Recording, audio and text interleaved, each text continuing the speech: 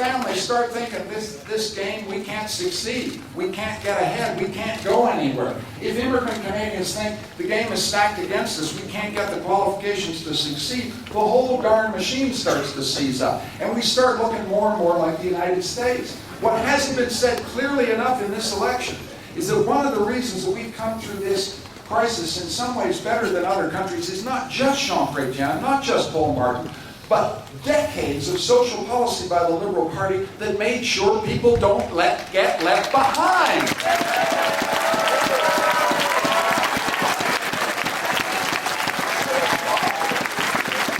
Best economic policy you can find. That's why I care so much about education. That's why I care so much about getting language training for immigrants. That's why I care so much about Aboriginal Canadians.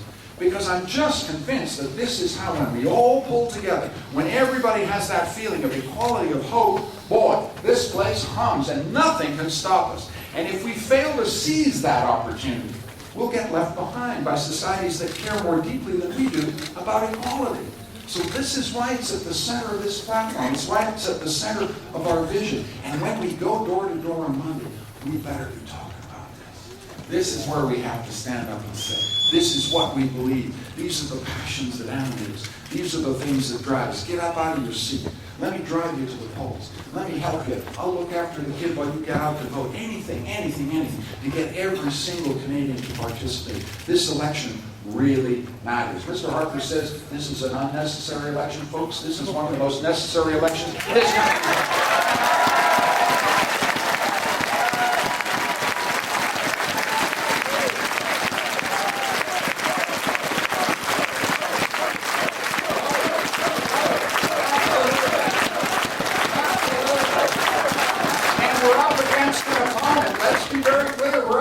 An opponent would be just as happy if you all stay home. Vote suppression, that's the secret here.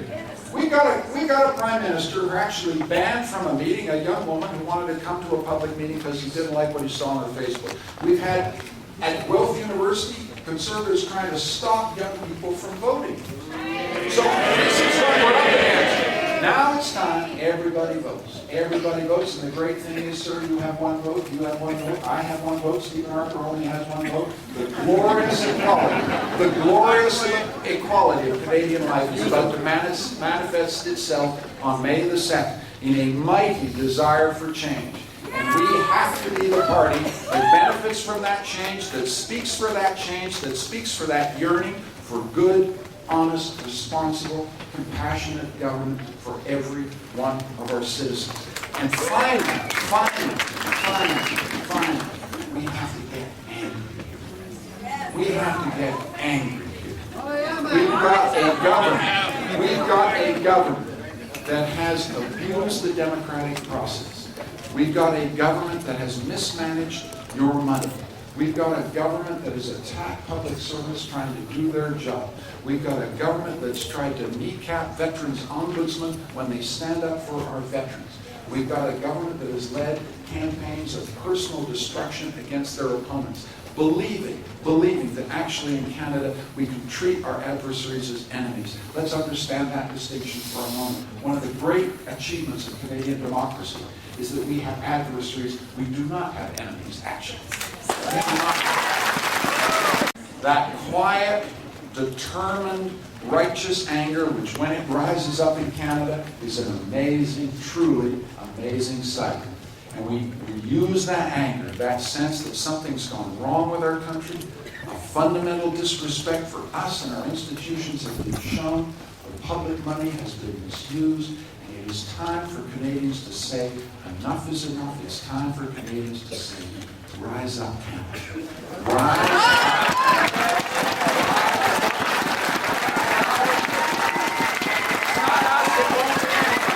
Rise up, this beloved country. Now is the time to stand. Now is the time to fight. And now is the time.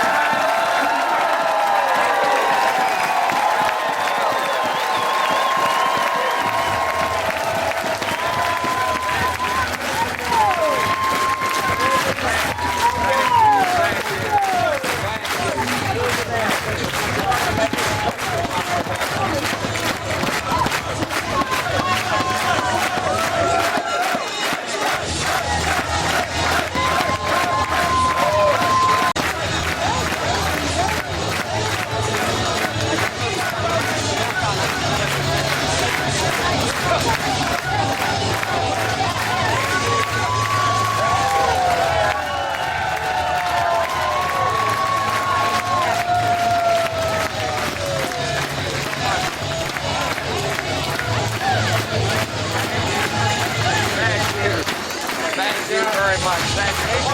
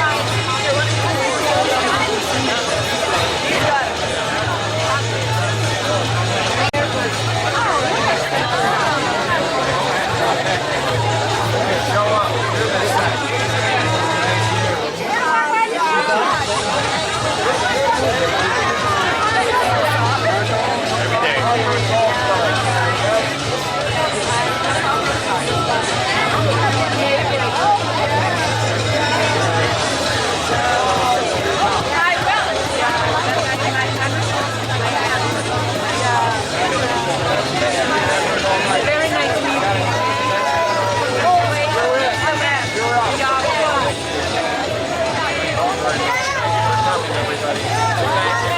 Hey, good to see you. Nice hat, sir. All up. Thank you.